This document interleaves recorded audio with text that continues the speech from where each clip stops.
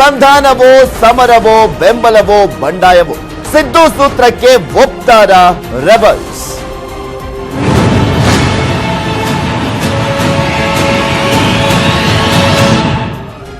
ಮಂಡ್ಯ ಬೇಗುದಿಗೆ ಇಂದು ಬೀಳುತ್ತಾ ತೆರೆ ಅನ್ನುವ ಪ್ರಶ್ನೆ ಎದ್ದಿರುವಂತದ್ದು. ಅದಕ್ಕೆ ಉತ್ತರ ಕೂಡ ಇವತ್ತೇ ಸಿಗಲಿದೆ. ನಿಖಿಲ್ಗೆ ಜೈ ಅಂತಾರ ರೆಬಲ್ ಲೀಡರ್ಸ್. ಮಂಡ್ಯದ ರೆಬಲ್ ಲೀಡರ್ಸ್ ನಿಖಿಲ್ ಕುಮಾರಸ್ವಾಮಿ ಅವರಿಗೆ ಜೈ ಅಂತಾರ.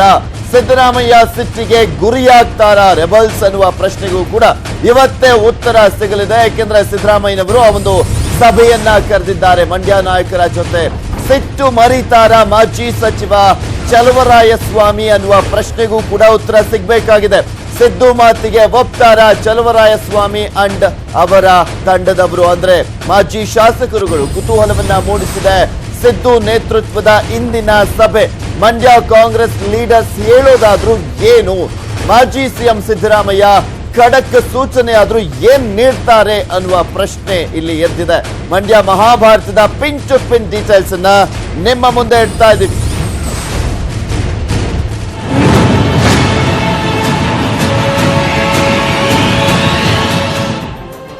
ಸಿಎಂ ಕರೀತಾ ಇಲ್ಲ, ನಾವು ಕೂಡ ಬರಲ್ಲ ಅಂತ ಇದ್ದಾರೆ ರೆಬಲ್ ನಾಯಕರು. ಸಿಎಂಗೆ ನಮ್ಮ ಅಗತ್ಯ ಇಲ್ಲ, ನಾವ್ಯಾಕೆ ಬರಬೇಕು ಅನ್ನುವ ಪ್ರಶ್ನೆಯನ್ನ ಕೂಡ ಮಾಡ್ತಾ ಇದ್ದಾರೆ.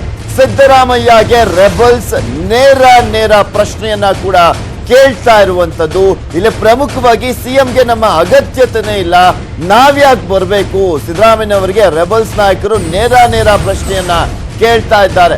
ನಾವು ಸುಮಲತಾ ಅವರಿಗಂತೂ ಬೆಂಬಲಿಸ್ತಾ ಇಲ್ಲ ಅಂತ ಕೂಡ ಹೇಳ್ತಾ ಇರುವಂತದ್ದು. ನಿಖಿಲ್ ಪರ ಪ್ರಚಾರಕ್ಕೂ ಕೂಡ ಬರಲ್ಲ ಅಂತ ಪಟ್ಟನ್ನ ಹಿಡಿದಿದ್ದಾರೆ. ಕರೆಯದೆ ಬರೋದು ಹೇಗೆ ಅಂತ ರೆಬಲ್ಸ್ ನಾಯಕರು ಪ್ರಶ್ನೆಯನ್ನ ಕೂಡ ಮಾಡಿದ್ದಾರೆ. ಸುಮಾಗೆ ರೆಬಲ್ಸ್ ಬೆಂಬಲ ಇದೆ ಅಂತ ಹೇಳ್ತಾ ಇದೆ ಜೆಡಿಎಸ್ ನಾಯಕರು. ಅದರ ಬಗ್ಗೆ ಮಾತನಾಡ್ತಾ ಇದ್ದಾರೆ.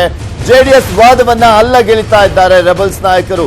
ಅವರು ಆನೆ, ನಾವು ಇಲಿಗಳು ಅಂತ ಕೂಡ ಇಲ್ಲಿ ಒಂದ್ ರೀತಿಯಾಗಿ ವ್ಯಂಗ್ಯದ ಮಾತುಗಳನ್ನೇ ಆಡ್ತಾ ಇದ್ದಾರೆ ರೆಬಲ್ಸ್ ನಾಯಕರು. ಸಿದ್ದು ನೇತೃತ್ವದ ಮೊನ್ನೆ ನಡೆದಂತ ಸಭೆಯೂ ಕೂಡ ವಿಫಲವಾಗಿತ್ತು. ಇಂದು ಮತ್ತೊಮ್ಮೆ ಸಭೆಯನ್ನ ಕರೆದಿದ್ದಾರೆ ಸಿದ್ದರಾಮಯ್ಯನವರು. ಸಿದ್ದು ಕಡೆ ಸಂಧಾನಕ್ಕೆ ಒಪ್ತಾರ ಚಲುವರಾಯಸ್ವಾಮಿ ಅನ್ನೋದಕ್ಕೂ ಕೂಡ ಇವತ್ತೇ ಉತ್ತರ ಸಿಗಲಿದೆ. ಮಂಡ್ಯ ಬೇಗುದಿಗೆ ಸಿಟ್ಟಾಗಿದ್ದಾರೆ ಸಿದ್ದರಾಮಯ್ಯ ಅವರು. ಸೊ ಹೀಗಾಗಿ ಇದಕ್ಕೆ ಪರಿಹಾರವನ್ನ ಕೊಡ್ಲೇಬೇಕು ಅನ್ನುವ ನಿಟ್ಟಿನಲ್ಲಿ ಈ ಒಂದು ಸಭೆಯನ್ನ ಕರೆದಿದ್ದಾರೆ. ಮೈತ್ರಿ ಧರ್ಮವನ್ನ ಪಾಲಿಸಿ, ಇಲ್ಲ ಹೊರ ನಡೀರಿ ಅಂತ ವಾರ್ನಿಂಗ್ ಅನ್ನ ನಿನ್ನೆನೂ ಕೂಡ ನೀಡಿದ್ರು. ಬಂಡಾಯ ಲೀಡರ್ಸ್ಗೆ ನಿನ್ನೆ ಸಿದ್ದು ಖಡಕ್ ಆದಂತ ಎಚ್ಚರಿಕೆಯನ್ನ ನೀಡಿದ್ರು. ಸೊ ಹೀಗಾಗಿ ಇವತ್ತಿನ ಸಭೆ ಕುತೂಹಲಕ್ಕೆ ಎಡೆ ಮಾಡಿಕೊಟ್ಟಿದೆ. ಸಭೆಯಲ್ಲಿ ನಿಖಿಲ್ ಕುಮಾರಸ್ವಾಮಿಗೆ ಜೈ ಹೇಳ್ತಾರಾ ಅಥವಾ ಇವತ್ತಿನವರೆಗೂ ಕೂಡ ಯಾವ ರೀತಿಯಾಗಿ ನಡ್ಕೊಳ್ತಾ ಇದ್ದಾರೆ ಸುಮಲತಾ ಅವರಿಗೆ ಪರೋಕ್ಷವಾಗಿ ಬೆಂಬಲ ಅಂತ ಏನು ಹೇಳಲಾಗ್ತಾ ಇದೆ ಅದನ್ನೇ ಮುಂದುವರಿಸ್ತಾರಾ? ಕುತೂಹಲವನ್ನ ಮೂಡಿಸಿದೆ ಇಂದಿನ ಸಂಧಾನ ಸಭೆ. ಪಾಪ ಕೆಲವು ನಾಯಕರುಗಳು ಬಹಳ ಮುಂದೆ ಹೋಗ್ಬಿಟ್ಟಿದ್ದಾರೆ. ಅಂಥವ್ರ ಜೊತೆ ನಾನು ಚರ್ಚೆ ಮಾಡ್ತಕ್ಕಂಥದ್ದು ಈಗ ಅವಶ್ಯಕತೆ ಇಲ್ಲ ಅಂತಕ್ಕಂಥದ್ದು. ಬೆನ್ನಿಗೆ ಚೂರಿ ಆಗ್ತಕ್ಕಂಥವ್ರನ್ನ ನಂಬೋದ್ರ ಬದಲು ಯಾರು ಪ್ರಾಮಾಣಿಕವಾಗಿ ದುಡಿಮೆ ಮಾಡ್ತಾರೆ, ನಾನು ಎಲ್ರಿಗೂ ದೋಷ ಕೊಡೋದಿಲ್ಲ. ಆದರೆ ಅಲ್ಲಿ ಕೆಲವರಿದ್ದಾರೆ, ಗೊತ್ತಿದೆ ನನಗೆ. ನಾನು ನನ್ನ ಸ್ವಾಭಿಮಾನ ಕಳ್ಕೊಂಡು ಅವ್ರ ಮುಂದೆ ಹೋಗಿ ಬೇಡ್ಕೊಳ್ತಕ್ಕಂಥ ಪರಿಸ್ಥಿತಿ ನನಗೆ ಬರೋದೂ ಇಲ್ಲ. ಇವರು ಇವರದೇ ಆದಂಥ ಹಠದ ಸ್ವಭಾವದಿಂದ ಏನೋ ಹಿಂದಿನ ದ್ವೇಷ ತೀರಿಸ್ಕೊತೀವಿ ಅಂತ ಹೇಳಿ ಹೋಗೋದಾದ್ರೆ ಸಂತೋಷ. ಅವ್ರು ಎಲ್ಲಿ ಬೇಕಾದ್ರೂ ಕೆಲಸ ಮಾಡೋದು. ನನ್ನ ಬಗ್ಗೆ ಆರೋಪ ಮಾಡ್ತಕ್ಕಂಥದ್ದು ಇನ್ನೊಂದು, ಅದನ್ನ ನಾನು ಅವ್ರಿಗೆ ಬಿಟ್ಟದ ವಿಚಾರ.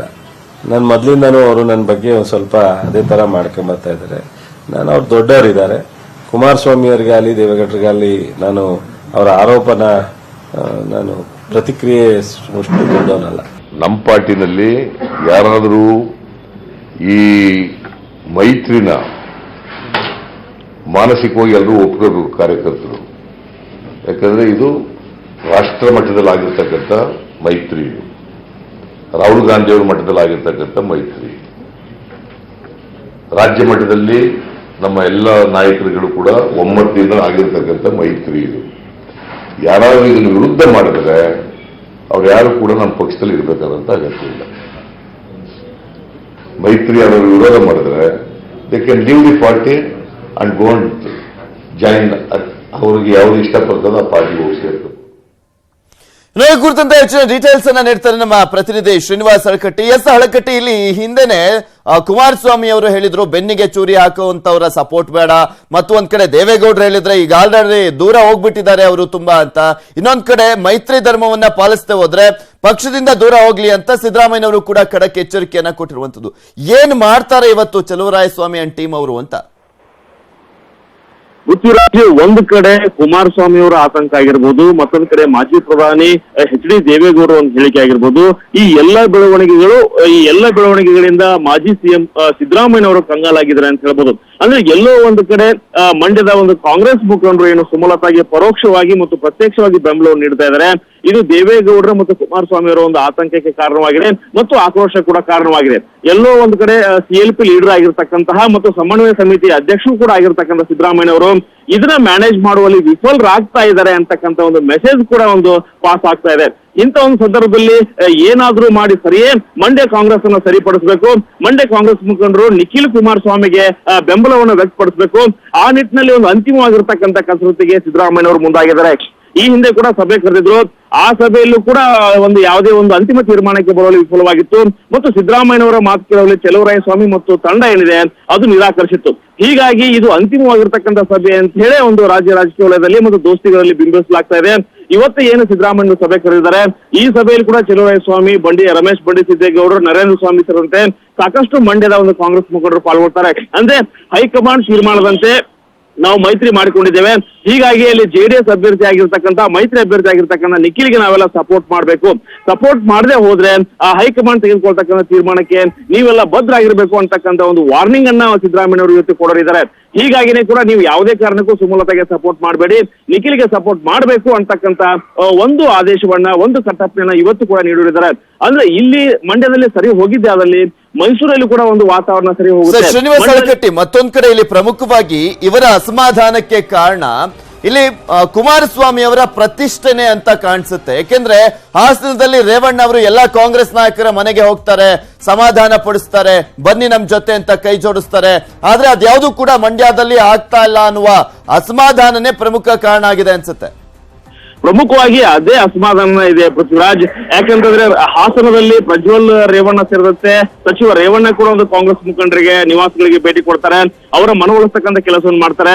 ನಾವೆಲ್ಲರೂ ಕೂಡ ಒಟ್ಟಿಗೆ ಹೋಗೋಣ, ಪ್ರಜ್ವಲ್ರನ್ನ ಗೆಲ್ಲಿಸೋಣ ಅಂತಕ್ಕಂಥ ಒಂದು ಮನವಿಯನ್ನು ಕೂಡ ಮಾಡ್ಕೊಳ್ತಾರೆ. ಹೀಗಾಗಿನೇ ಕೂಡ ಒಂದು ರೇವಣ್ಣ ಅವರ ಒಂದು ಮನವಿಗೆ ಸ್ಪಂದಿಸಿರ್ತಕ್ಕಂಥ ಅಲ್ಲಿನ ಒಂದು ಕಾಂಗ್ರೆಸ್ ಮುಖಂಡರು ಪ್ರಜ್ವಲ್ ರೇವಣ್ಣರ ಪರ ಒಂದು ಪ್ರಚಾರ ಕಾರ್ಯವನ್ನು ಕೂಡ ಇದೀಗ ವ್ಯಾಪಕ ರೀತಿ ಆರಂಭಿಸಿದ್ದಾರೆ.